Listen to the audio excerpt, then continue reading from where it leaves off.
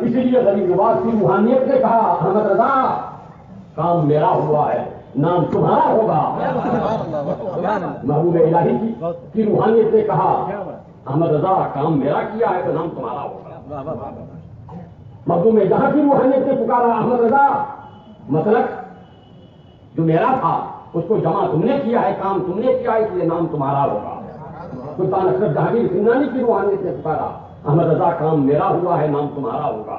حضرت منی پاک کی روحانیت نے پکارا احمد رضا کام میرا ہے میرا ہوا ہے نام تمہارا ہوگا. اس لیے کہ کیا تم نے ہمارے آستانوں کو بچا دیا ہے ہماری چادروں کو بچا دیا ہے ہمارے قبوں کو بچا دیا ہے ہمارے پھول کو بچا دیا ہے اور ہمارے یہاں فاتحہ پڑھنے والوں کو بچا دیا ہے. ورنہ کیا بات کی حضرات ہمارے بھی جب تک مفتی اعظم ہند رضی اللہ تعالیٰ عنہ کی بارگاہ کی یہ پروردہ حضرت مفتی مطیع الرحمان صاحب قبلہ موجود ہیں ہمیں اطمینان و سکون ہے کہ سوال کہیں سے ہوگا جواب مفتی مطیع الرحمان کا ہوگا. اعتراض کہیں سے ہوگا جواب مفتی مطیع الرحمان کا ہوگا. چاہے وہ اعتراض کرنے والا سراہا والا ہو یا کوئی اور والا ہو ہر طرح کے سوال کا جواب اور ہر طرح کے چیلنج کے لیے بریلی کی عزت بچانے کے لیے مفتی اعظم کی شوکت بچانے کے لیے جو شخص اپنے سینے کو سب سے پہلے سپر کر سکتا ہے اس شخصیت کا نام مفتی مطیع الرحمان. کیا بات. حضرت ہماری بھی ایسی دلی خواہش اور دلی تمنا ہے کہ بہت چیزوں میں حضرت کو سنے دوں ایسے لوگ اگر مل جائیں تو قیمتی ہیرا ہے. ہم آپ سب کے دل کی دھڑکن بھی جہاں جن کے قدم پہ علم لوٹ جائے وہ ہے مفتی مطیع الرحمان. فتویٰ جن کے بارگاہ میں دستبردہ عاجزی انکساری کے ساتھ حاضر رہے وہ ہے مفتی مطیع الرحمان. فضل و شرف جن کی بارگاہ ناز میں آ کر مچل جائے وہ ہے مفتی مطیع الرحمان. علماء کرام کے لیے جو بہترین سرمایہ ہے وہ ہے مفتی مطیع الرحمان. اور دور حاضر کے ہر چیلنج کے لیے جو سراپا جواب ہے وہ ہے مفتی مطیع الرحمان. ہماری تمنا ہے کہ آپ کا پورا میں تو آپ کا اپنا ہوں آپ ہمارے ہیں بار بار سننے کا موقع ملتا ہے. حضرات گرامی انہی کے جملوں کے ساتھ میں حضرت مفتی صاحب کے لیے متمنی ہوں آپ سب بھی متمنی ہیں تمام علماء کرام متمنی ہیں. آج ہم اس مفتی کو سننے جا رہے ہیں جس مفتی نے کبھی حضور مفتی اعظم کی جلوت دیکھا تھا حضور مفتی اعظم کی خلوت دیکھا ہے ان کی سوکھ دیکھا ہے ان کی شام دیکھا ہے ان کی صحبت ملی ہے رفاقت ملی ہے. اور حضرت کا بھی کہنا یہی ہے کہ ہمیں جو کچھ بھی ملا ہے سبقن ہم نے نہیں پڑھا مفتی اعظم نے سفر میں جو نظر ڈال دی نظر کیا تھی علم کا چشمہ بہا اور میرا سینہ علوم و فنون کا گنجینہ بن گیا. وہ شخصیت مفتی مطیع الرحمان صاحب کی ہے. انہی ترجموں کے ساتھ اجازت. السلام علیکم ورحمۃ اللہ. ونسلم على حبيبه الكريم اما بعد فقد قال رسول الله صلى الله تعالى عليه وسلم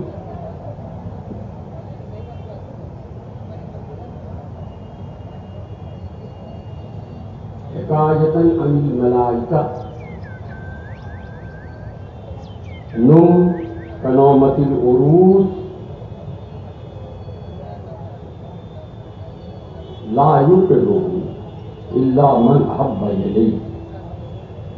درود پاک پڑھ لیجیے. اللہم صلی علی سیدنا مولانا محمد وآلہ وصحبہ وبارک وسلم دائما ابدا سرمدا.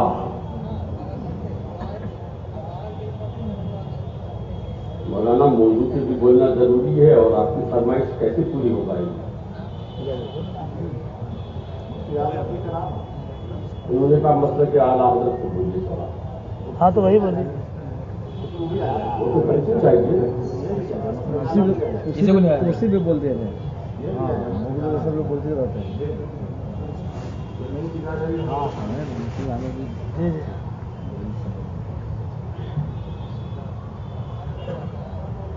جب سے یہاں حاضر ہوا کئی بار یہ نعرے سے ہوا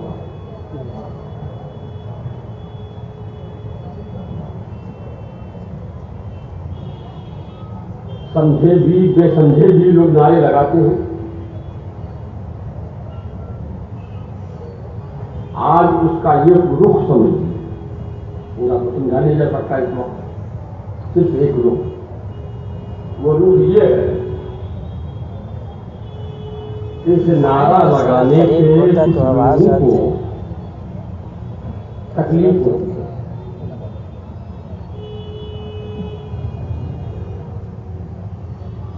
یا تو اسی لیے کہ ان کو قد ہے، یا اسی لیے کہ وہ سمجھ نہیں پا رہے ہیں کہ مسلک اعلیٰ حضرت کیوں ہے، سمجھ نہیں پا رہے ہیں تو سمجھ لینا اچھا ہے۔ اور قد تو وہ بیماری ہے جس کا کوئی علاج نہیں۔ اللہ تعالیٰ توفیق دے اور ہم کو حسن ظن رکھنے کی بھی توفیق دے۔ ہم ہر شخص کے بارے میں اگر یہ تصور کر لیں کہ اس نے نعرہ نہیں لگایا، وہ مسلک اعلیٰ حضرت کا باغی ہے، مسلک اعلیٰ سے چڑھتا ہے، تو یہ بھی غلط ہے۔ درود پاک پڑھیے، اللہم صلی علی سیدنا مولانا محمد وآلہ وصحبہ وبارک وسلم دائما ابدا سرمدا۔ جو لوگ اس نعرے سے چیمبگی ہوتے ہیں وہ عام طور پر دو باتیں کہتے ہیں۔ پہلی بات وہ یہ کہتے ہیں کہ مسلک چار ہے، حنفی، شافعی، مالکی، حنبلی، یہ پانچواں کہاں سے آ گیا؟ ایک اعتراض یہ کرتے ہیں۔ اس اعتراض کا کوئی جواب نہیں دے دیتا ہے تو وہ کہتے ہیں کہ ٹھیک ہے، اگر پانچواں مسلک ہو سکتا ہے، چھٹا مسلک ہو سکتا ہے، تو مجتہدین کے بعد غوث اعظم کا مسلک ہونا چاہیے۔ غوث اعظم کا مسلک تو کوئی نہیں کہتا۔ ہندوستان میں حضرت خواجہ غریب نواز کا مسلک کرنا چاہیے۔ غریب نواز کا مسلک بھی کوئی بیان نہیں کرتا۔ یہ مسلک اعلیٰ حضرت جو بہت بعد میں ہے، یہ کیوں ہے؟ تو پہلے تو یہ سمجھیے کہ مسلک کا معنی کیا ہے۔ مسلک کے معنی ہے طریقہ۔ اس کو عام لفظوں میں کہیے آپ کہ آپ کا طریقہ کیا ہے تو آپ کا مسلک کیا ہے۔ عربی لفظ اس کے معنی ہے طریقہ کے، راستہ کے، اطوار کے۔ تو اعلیٰ حضرت کا جو طریقہ تھا وہ اعلیٰ کا مسلک تھا۔ میرا جو طریقہ ہوگا وہ میرا مسلک ہوگا، آپ کا جو طریقہ ہوگا وہ آپ کا مسلک ہوگا۔ اس کا لغوی معنی یہ ہے۔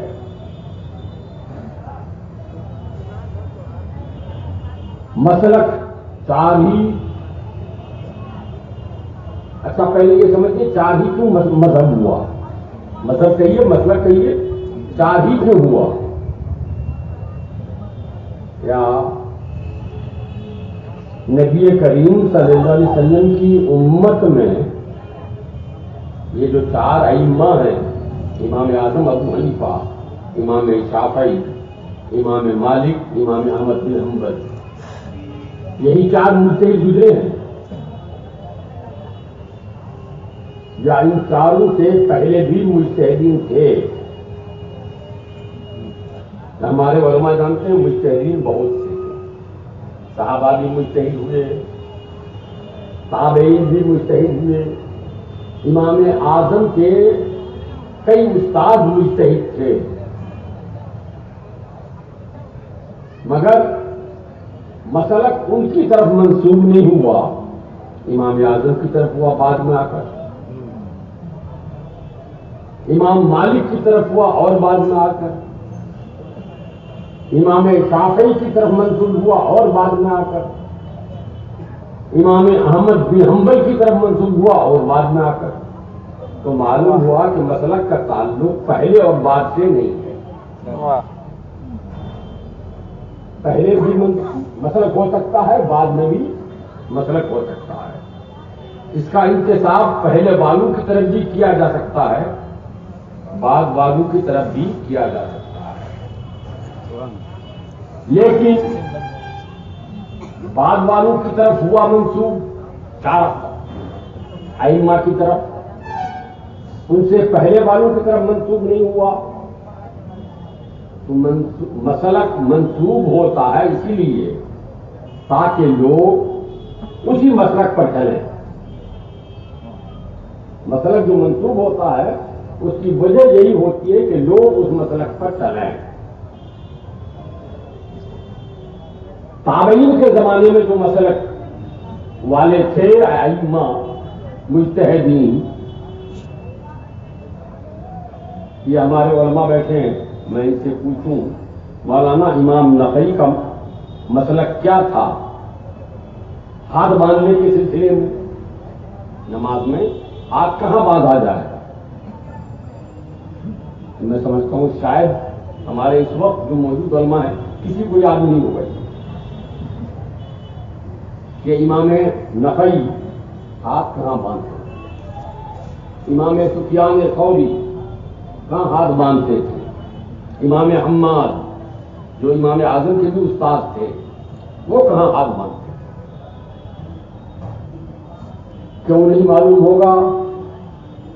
اسی لیے کہ انہوں نے مسلک تو رکھا، کہیں نہ کہیں ہاتھ باندھتے تھے، کہیں نہ کہیں ایک مثال دے رہا ہوں، کہیں نہ کہیں ہاتھ باندھتے تھے، مگر وہ لکھ کے نہیں گئے،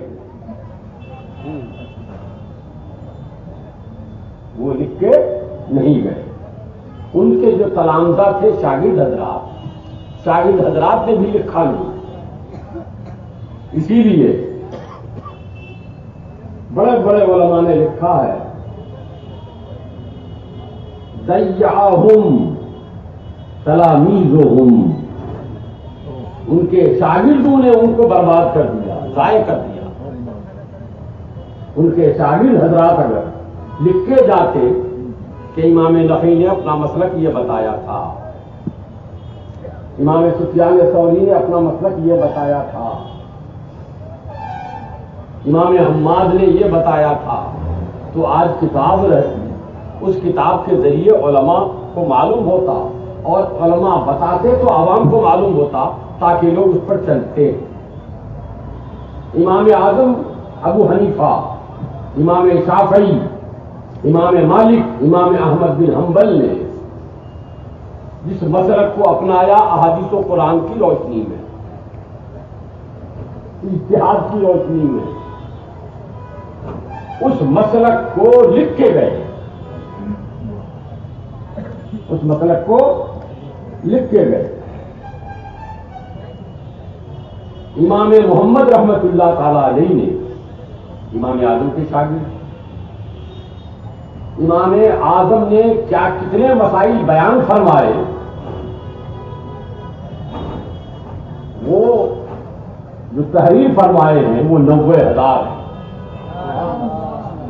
امام اعظم نے اس مسئلے میں یہ بتایا، اس مسئلے میں یہ بتایا، اس مسئلے میں یہ بتایا، اس مسئلے میں یہ فتویٰ دیا، وہ 90,000 ہیں.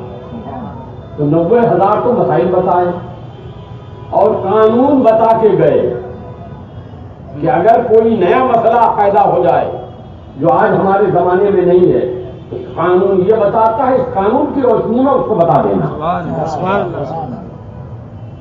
امام اعظم نے اپنا مسلک مدون فرمایا، جمع فرما دیا.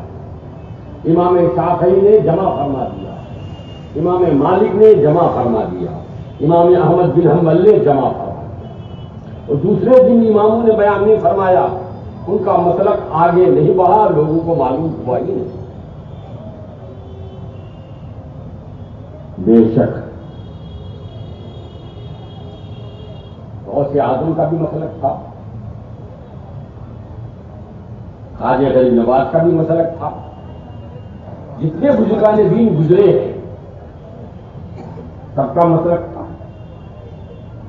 مگر چونکہ یہ بزرگان دین نے جو کام کیا وہ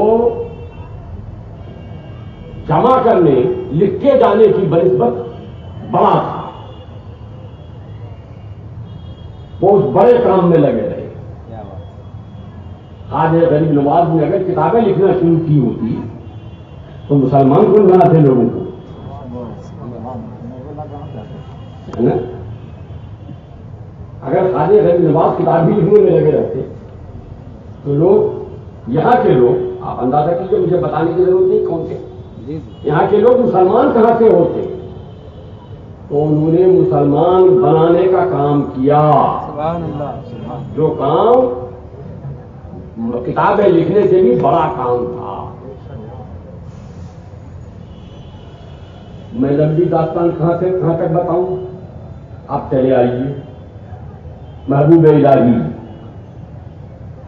الہی اگر کتاب لکھتے تو جو کام وہ کر گئے وہ کام کون کرتا؟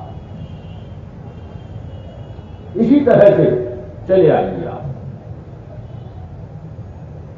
جب جو کام ان لوگوں کا تھا انہوں نے کیا، فضا ہموار ہو گئی، لوگ تیار ہو گئے، تو اعلیٰ حضرت نے مسلک کو جمع فرمایا۔ آج میں مثال کے طور پر اگر چاہیں تو میں بتاؤں، خواجہ غریب نواز کو کون نہیں مانتا، ہے نا؟ دشمن تک قائد ہے، بقول اعلیٰ حضرت کے ہندو تک تیرا قائد ہے یا بہت ہے غریب نواز کی بارگاہ میں جاتے نہیں، کیا غیر مسلموں کی بھیڑ کم ہوتی ہے؟ نہیں۔ اگر آپ آج جاننا چاہیں کہ مسلمان کو بنا دیے ہوں گے، اب مسلمان بننے کے بعد، کلمہ پڑھ لینے کے بعد کریں گے کیا؟ نماز کیسے پڑھیں گے، روزہ کیسے رکھیں گے، نہائیں گے کیسے، وضو کیسے کریں گے، زکات کب دیں گے؟ تو ان سب کی ضرورت باقی تھی۔ مسلمان بنا دیا تھا انہوں نے، میں ان کی ضرورت باقی تھی۔ ایسے ہی سارے بزرگان دین کرتے آئے۔ اب جب اعلیٰ حضرت رضی اللہ تعالیٰ عنہ نے دیکھا کہ لوگ تیار ہو گئے تو آپ نے مسلک کا کام کیا۔ آج اعلیٰ حضرت نے جو 1000 کتابیں لکھی ہیں، اگر اس سے پہلے کی ساری کتابیں دریا خود ہو جائیں تو اسلام کا کوئی گوشہ شریعت کا تاریخ نہیں رہے گا۔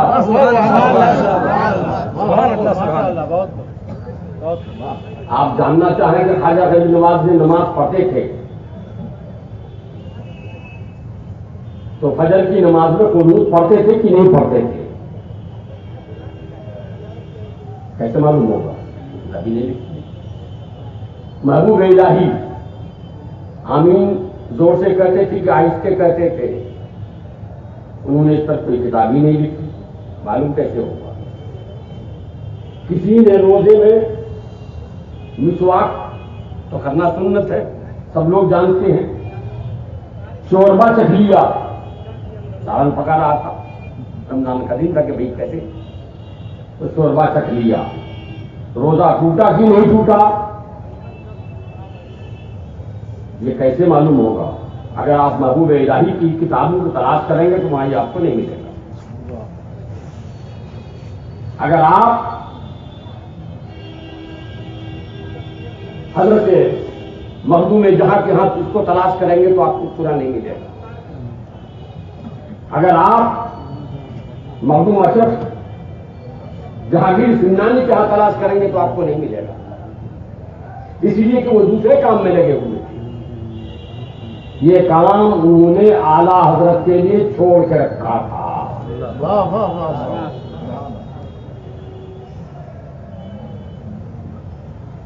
غور سے آدمی بات لمبی ہو جائے گی، میں یہیں سے چلوں۔ خواجہ غریب نواز خواجہ غریب نواز کے مزار سے چادر چڑھتی ہے کہ نہیں چڑھتی ہے؟ چڑھتی ہے. دیکھا ہے انہوں نے کہ نہیں؟ ہاں چڑھتی ہے. پھول چڑھتا ہے کہ نہیں چڑھتا ہے؟ چڑھتا گنبد ہے کہ نہیں ہے؟ ہے. بولو ہے. لوگ ایک زمانہ آیا، ایک زمانہ آیا اسی ہندوستان کی سرزمین پر لوگ کہنے لگے خواجہ غریب نواز کے مزار پہ جانا زنا کرنے سے بھی بدتر ہے. کیا مولانا لکھا ہے کہ نہیں لکھا؟ کتاب لکھی گئی ہے. اب آپ ڈھونڈیے کہ خواجہ غریب نواز کے مزار پہ جانا جائز ہے، زنا کرنے کی طرح نہیں ہے، اس سے بدتر نہیں ہے، تو خواجہ غریب نواز کی کون سی کتاب ملے گی آپ کو؟ خواجہ غریب نواز کے مزار سے چادر چڑھانا ناجائز ہے، بتی جلانا ناجائز ہے. آپ کہیں صاحب وہاں چڑھتی ہے، چڑھتے تو غلط ہو رہا ہے. آپ اس کو جائز کہاں سے ثابت کریں گے؟ خواجہ غریب نواز کی کتاب سے. انہوں نے اس موضوع پر کوئی کتاب ہی نہیں لکھی. کیا بات. آپ محبوب الہی کے ہاں جائیں، جو کچھ دیکھیں اور ڈھونڈیں ان کی کتاب کہ حضرت نے کہاں لکھا ہے، اس کے بارے میں کیا حکم ہے. وہ نہیں جانے دیجیے. آپ نماز ہی پڑھنے کے بارے میں محبوب الہی کی کتاب تلاش کریں کہ دیکھیں نماز کا طریقہ کیا ہے، محبوب الہی کیسے نماز پڑھتے تھے، ان کا مسلک نماز پڑھنے کے بارے میں کیا تھا، تو آپ کو معلوم ہے. اسی لیے جب اعلیٰ حضرت بریلی میں پیدا ہوئے اور ان حضرات کی روحانیت نے کہا احمد رضا مسلمان ہم نے بنا دیے ہیں، مسلک تم دکھا دو، ان کو بتا دو. ہم نے مسلمان بنانے کا کام کیا ہے اور مسلک پہ چلانے کا کام تمہارا ہے. تو خواجہ غریب نواز کی روحانیت نے پکارا احمد رضا لوگ میرا مزار کھود دیتے، لوگ کوئی آدمی میرے مزار پر نہیں آتا، ایک پھول کی کنکری نہیں ملتی، چادر ایک دھاگا نہیں ملتا، گنبد ڈھا دیا جاتا. اس لیے کہ اس کے فتوے دیے جا چکے تھے. جیسے آج جو حاجی حج کرنے جا رہے ہیں، جنت البقیع دیکھا ہوگا، جنت المالا دیکھا ہوگا، وہاں ہے کوئی مزار؟ صحابہ کے مزارات تھے،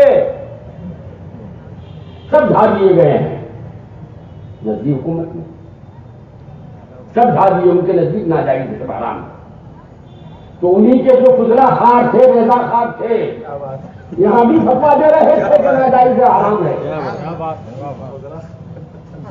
تو یہاں بھی نوبت وہی آتی، خواجہ غریب نواز کا گنبد ڈھا دیا جاتا، نہ چادر چڑھتی، نہ پھول چڑھتا، نہ کوئی جا پاتا.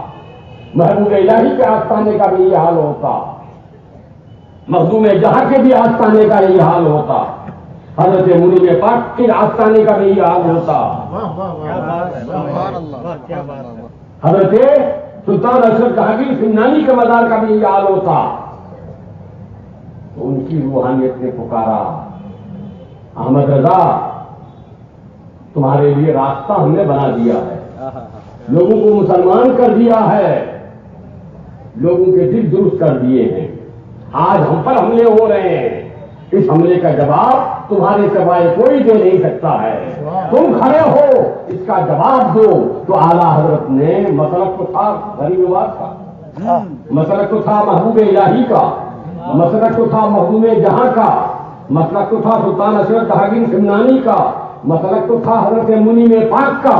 مگر اس مسلک کو مدون کیا، جمع کیا، کتابیں لکھ دی امام احمد رضا نے دلائل سوال کر دی. سبحان اللہ، سبحان اللہ. نعرہ تکبیر، اللہ اکبر، نعرہ تکبیر، اللہ نعرہ رسالت. اسی لیے غریب نواز کی روحانیت نے کہا احمد رضا کام میرا ہوا ہے، نام تمہارا ہوگا. محبوب الہی کی روحانیت نے کہا احمد رضا کام میرا کیا ہے تو نام تمہارا ہوگا. مخدوم جہاں کی روحانیت نے پکارا احمد رضا، مسلک جو میرا تھا اس کو جمع تم نے کیا ہے، کام تم نے کیا ہے، اس لیے نام تمہارا ہوگا۔ سلطان اشرف جہانگیر سمنانی کی روحانیت نے پکارا احمد رضا، کام میرا ہوا ہے، نام تمہارا ہوگا۔ حضرت منیر پاک کی روحانیت نے پکارا احمد رضا، کام میرا ہے، میرا ہوا ہے، نام تمہارا ہوگا۔ اس لیے کہ کیا تم نے ہے، ہمارے آستانوں کو بچا دیا ہے، ہماری چادروں کو بچا دیا ہے، ہمارے خطبوں کو بچا دیا ہے، ہمارے پھول کو بچا دیا ہے، اور ہمارے ہاں فاتحہ پڑھنے والوں کو بچا دیا ہے۔ ورنہ کیا بات کی؟